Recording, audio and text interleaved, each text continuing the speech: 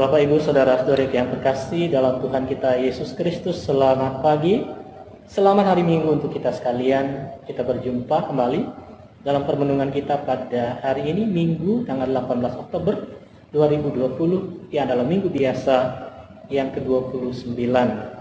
Kita akan merenungkan dari Injil Matius pasal 22 ayat 15 sampai 21. Mari kita buka permenungan kita ini dengan tanda kemenangan Kristus. Dalam nama Bapa dan Putra dan Roh Kudus. Amin.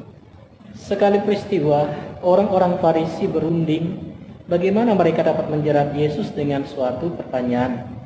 Mereka menyuruh murid-murid mereka bersama orang-orang Herodian bertanya kepada Yesus, "Guru, kami tahu Engkau adalah seorang yang jujur dan dengan jujur mengajarkan jalan Allah, dan Engkau tidak takut kepada siapapun juga, sebab Engkau tidak mencari muka.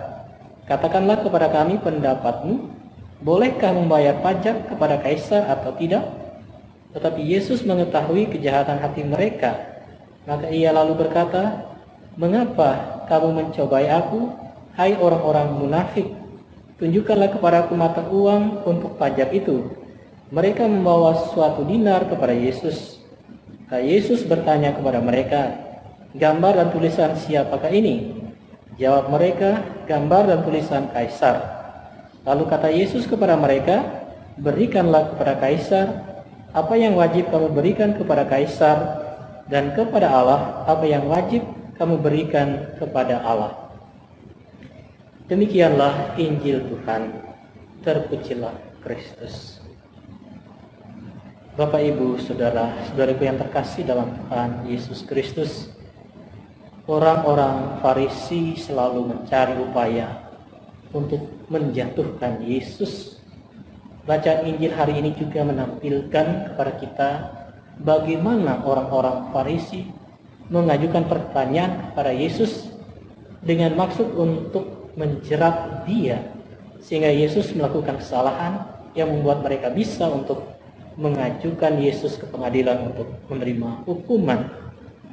Mereka bertanya kepada Yesus, bolehkah membayar pajak kepada kaisar atau tidak? Yang terjadi di Palestina waktu itu yaitu selama pendudukan Romawi, setiap orang berusia 12 sampai 65 tahun harus membayar pajak kepada pemerintah sebanyak jumlah penghasilan sehari. Dan inilah yang ditentang oleh orang-orang Farisi dan orang-orang Yahudi. Pertanyaan ini memang berupaya untuk menjerat Yesus. Kalau Yesus mengatakan boleh membayar pajak, maka Yesus tidak akan diterima oleh orang-orangnya sendiri. Dan kalau Yesus mengatakan tidak, maka Yesus bisa dilaporkan sebagai musuh pemerintahan Romawi. Saudaraku yang terkasih, Yesus dengan bijak bisa mengatasi persoalan itu dengan memberikan jawaban yang di luar dugaan mereka setelah Yesus mendemonstrasikan mata uang dinar yang di situ tampak gambar dan tulisan Kaisar. Yesus menjawab, "Berikanlah kepada Kaisar apa yang wajib kamu berikan kepada Kaisar, dan kepada Allah apa yang wajib kamu berikan kepada Allah." Yesus menyadari bahwa manusia hidup di dunia ini dalam lingkup masyarakat yang memiliki struktur pemerintahan, sehingga pada unsur prinsipnya ada hak dan kewajiban yang harus dilakukan kepada pemerintah seperti membayar pajak untuk ketertiban dan kebaikan bersama. Sehingga dalam urusan hidup bermasyarakat, kita memenuhi kewajiban kita kepada pemerintah untuk menjadi warga negara yang baik, untuk ikut ambil bagian dalam pembangunan dan pengembangan kehidupan berbangsa dan bernegara.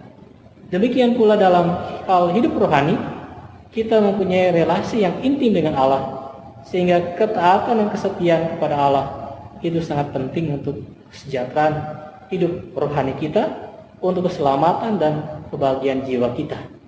Demikian pula kita diajak untuk menjadi umat Kristiani yang taat kepada Allah. Saudara-saudara yang terkasih, marilah kita membaktikan hidup kita sebagai orang-orang yang setia kepada Tuhan, tetapi juga tertib dalam kehidupan bersama di tengah masyarakat. Justru kita membawa diri kita sebagai suatu kesaksian di tengah masyarakat yang menampakkan kepedulian Allah kepada manusia yang membutuhkan, bagaimana kita juga di tengah masyarakat bertumbuh di dalam semangat bela rasa yang tinggi bagi sesama yang membutuhkan, menciptakan keadilan dan kedamaian. Tuhan memberkati kita sekalian. Amin. Dalam nama Bapa dan Putra dan Roh Kudus. Amin.